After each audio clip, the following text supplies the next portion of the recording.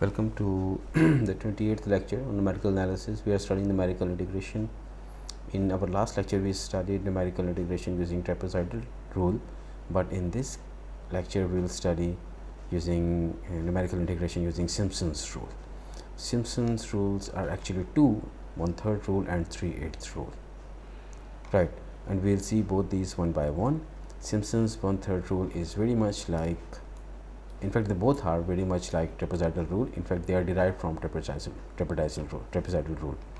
Right. So Simpson's 1/3 rule is very simple, and it's very similar to the trapezoidal rule we studied in our last lecture.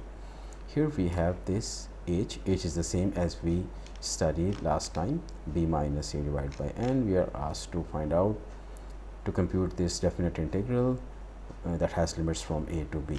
So the same that we studied for trapezoidal rule last time, h is computed in the same way, b minus a divided by n, exactly as we studied for trapezoidal rule.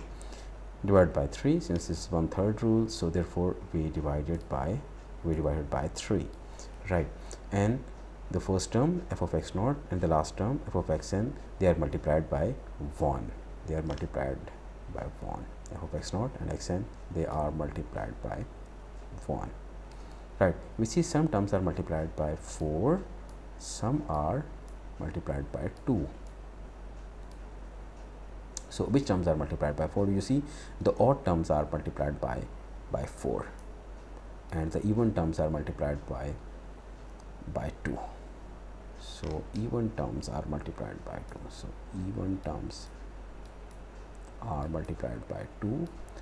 The odd terms are multiplied by 4, and that's all. That's the rule. So odd terms are multiplied by 4, even terms are multiplied by 2, and that's all. The first term and the last term, they aren't multiplied with 2 or 4. In fact, they are multiplied by 1. Right, so that's all. Pretty simple. And Simpson's 3/8 rule, 3/8 rule, 3/8 rule is very much like the 1/3 rule, except we have this 3/8 instead of 1/3 here. We have 3/8. We multiply it with 3/8. The first term and the last term, like the 1/3 rule, they are multiplied by 1. So they are multiplied by 1. The first term and the last term are multiplied by 1, like they were in case of 1/3 rule. You see, some terms are multiplied by 3, whereas some other terms are multiplied by 2. You see, the multiples of 3 are multiplied by 2, whereas all other terms are multiplied by 3. So I have written it like here. So multiples of 3 like 3 f of x3, f of x6, f of x9, they are multiplied by 2, and all other terms are multiplied by 3. And h is computed in the same way as we did for trapezoidal technique, trapezoidal rule, and for Simpson's 1/3 rule. So h remains the same throughout. Right, that's all about the theory of Simpson's 1/3 and 3/8 rule, and now we are ready to solve an example. Right, this is the same example we studied last time when we studied trapezoidal rule, and now we are going to compute this definite integral where f of x is x squared, using Simpson's 1/3 rule first and then using 3/8 rule. So h is the same, b minus a divided by n. B is 1, a is 0, 1 minus 0, n is 6. So we are going to try it for n is equal to 6.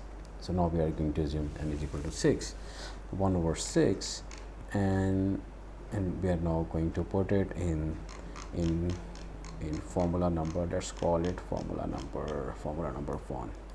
The Simpson's 1/3 rule. Let's call it equation number 1. Right, so we are going to put everything here. We have computed h to be 1/6 for this example, and now we are going to evaluate f of x. F of x is x squared. We are going to evaluate it for h 1/6. X naught is 0, x1 is 1/6, x2 is 2/6, x3 3/6, x4 is 4/6, x5 is 5/6, and x6 is 6/6. So this is the same way we studied. We divided this interval into sub intervals x0 to xn, when we studied trapezoidal rule last time. So we have actually divided this whole range from x0 to x6 using 1 by 6. H is equal to 1 by 6. The width of each interval, each sub interval is 1 by 6. So this means h is 1 by 6. So this is actually h. H is 1 by 6. So h is 1 by 6. H by 3. The formula says this should be h by 3. So this is 1 over 6 divided by 3. And we evaluate it at different values: 1 by 6, at 2 by 6, 3 by 6, 4 by 6, 5 by 6, and 6 by 6. And we multiply some terms by 4, and some terms by 2, and some terms by 1. The first and the last terms are multiplied by 1.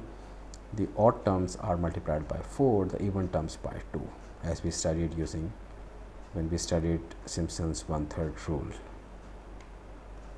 Right, so the answer is 0.333. This is the approximate answer computed using Simpson's rule. And last time we studied that if we want to find out the actual answer using the using the analytical integration, the exact integration, it comes out to be 0.333.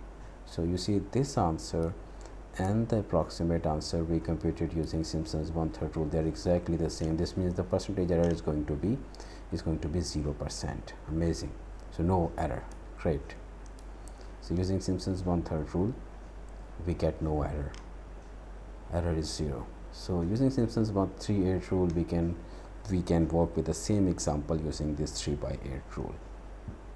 So b is 1, a is 0, n is 6. Putting n is equal to 6, h comes out to be 1 by 6, the same h, and we plug all these values in equation number 2. Let's call it equation number 2. This one. Let's call it equation number 2. So Simpson's 3/8 rule. And if you put it, we reach to the same answer, 0.333. This means the percentage error, even for the Simpson's 3/8 rule, the percentage error is 0%. So these rules are amazing.